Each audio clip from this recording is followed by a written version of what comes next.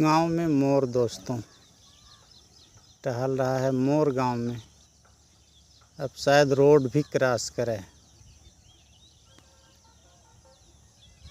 गांव में मोर road cross कर रहे हैं दोस्तों।